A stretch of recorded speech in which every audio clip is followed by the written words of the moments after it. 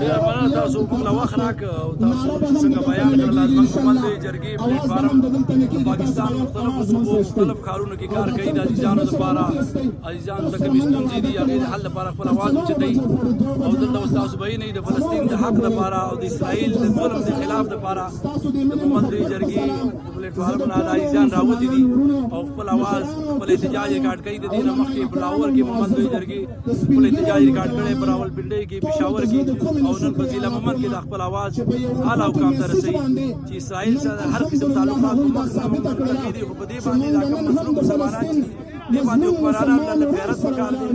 او د فکر پکار بېشکه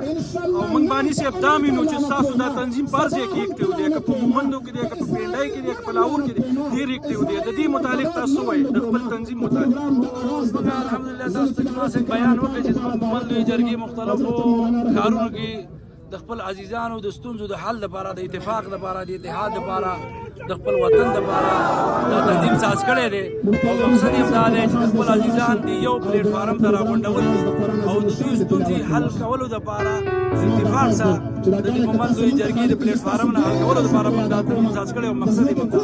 او موږ سره نور او سپین ږیري دلته موجود دي د هغوی نه هم تپوس غواړو چې هغوی څه ویل غواړي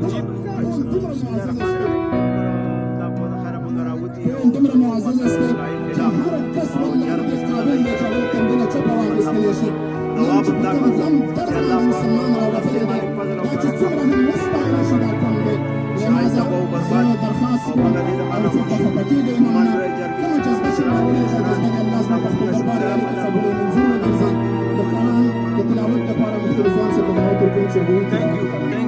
اوس موږ ځو مخکې زموږ نور ملګري خبرې کول غواړي د هغوی خبرې م ریکارډ کول غواړو ټولو سره به